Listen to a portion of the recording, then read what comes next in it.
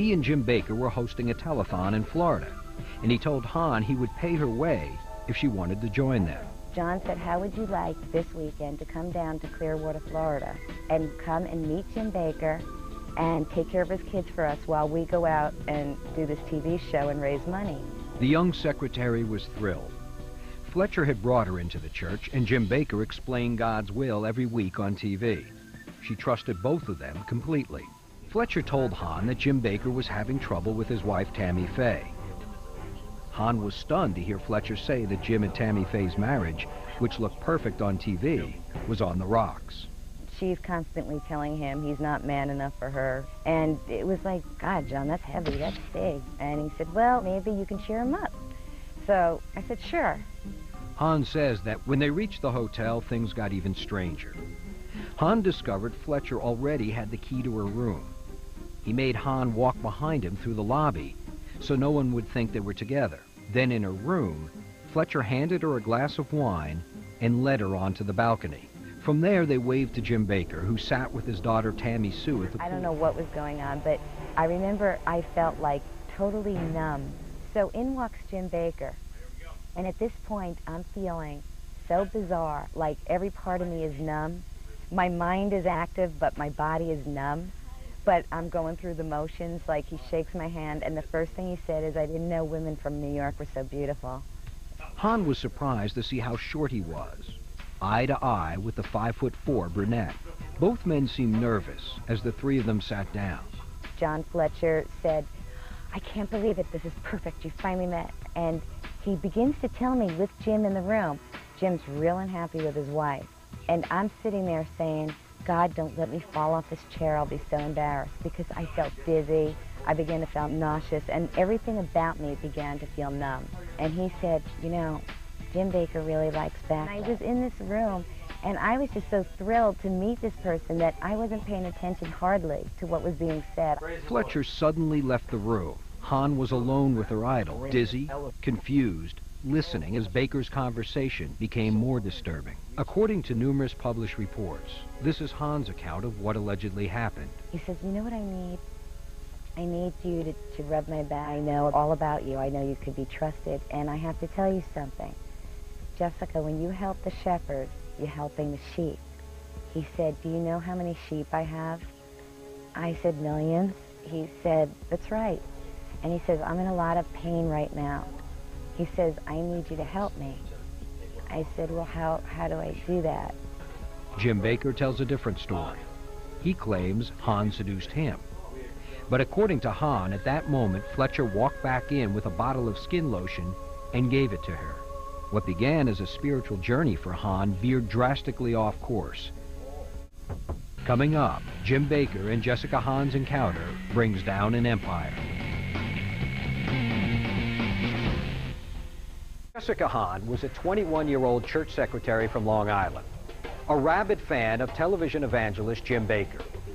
When preacher John Wesley Fletcher, Hahn's spiritual mentor, invited her on a trip to Florida to meet Baker, it sounded like Hahn's dream come true. But according to Hahn, the preachers were more interested in ministering to her body than to her soul.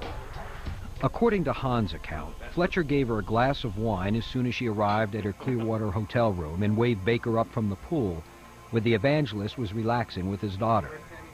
When Baker came in, Fletcher gave Hahn a bottle of lotion and told her that Baker liked back rubs. Then Fletcher left. Hahn felt dizzy from the wine, and she knew something was wrong, and according to her, she became uncomfortable. I said, where are your children? He says, they're handled. I'm the one that needs to be taken care of. And he rips the bedspread off. And he goes, I hate bedspreads. And he said, come here. Hahn, who said she was a virgin, was mortified. Baker claims she was a willing participant. He picks me up and he lies me down on the bed. And he said, do me a favor, just be still. He said, I'm just going to take care of everything. He says, you know, Tammy just doesn't make me feel like a man. And remember, Jessica, when you help the shepherd, you're helping the sheep. And he climbs on top of me, and he just said, open your mouth. According to Hahn, this was just the beginning. And he slid down and he just began to have sex with me. And it was to the point that I was like, this was all new to me. And even though Jim Baker is a little guy, the thing that goes through my head, and this is because I was a virgin, I wasn't thinking this, oh my God, this is Baker. I was thinking, I'm going to get pregnant. Hahn says the encounter lasted nearly an hour.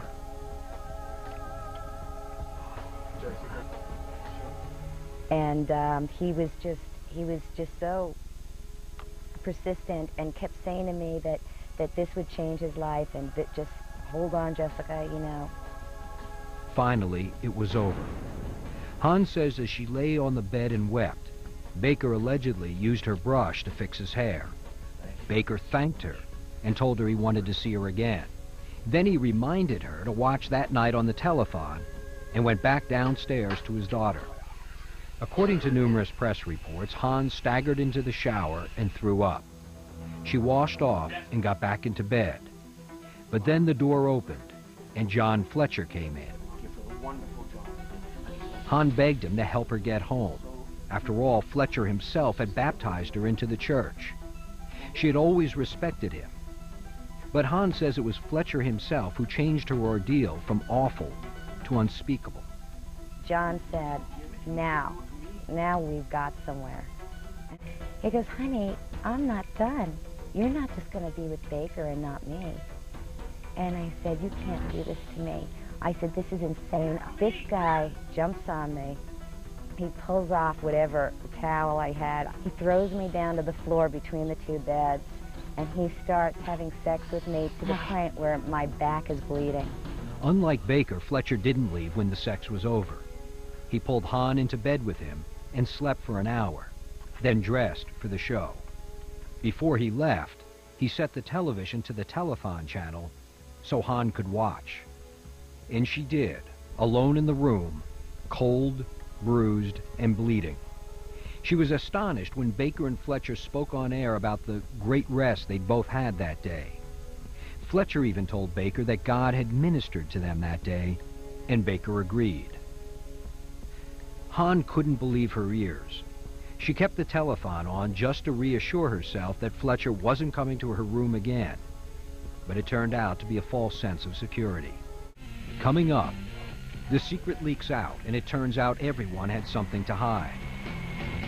According to Jessica Hahn, her trip to Florida to meet television evangelist Jim Baker turned into a sexual encounter she hadn't anticipated. But what might have been one impropriety apparently turned criminal when her mentor, John Fletcher, returned to her room and refused to take no for an answer. Hahn spent most of that evening alone in her hotel room. She ordered a hamburger from room service before realizing that she felt too ill to eat. She didn't know what to make of what had happened to her. I'm embarrassed. As she watched Jim Baker and John Fletcher on their telethon that night, she took comfort in being able to see that John Fletcher was in a TV studio and not following through on his promise to come back and see her again. But just when it seemed like she might spend the night in peace, John Fletcher walked into the room with another man from the telethon. Hahn begged Fletcher to help her get home, but Fletcher told her to relax, helped himself to her hamburger, and walked out, leaving Hahn alone with the strange man who has never been identified. The man came over and sat on the edge of the bed. Hahn, still naked in her bloody sheets, told the man that he was sorely mistaken if he thought he was going to touch her. The man stammered that Fletcher had implied the two might do something together. Hahn told the man to get out. The man left, and Fletcher returned.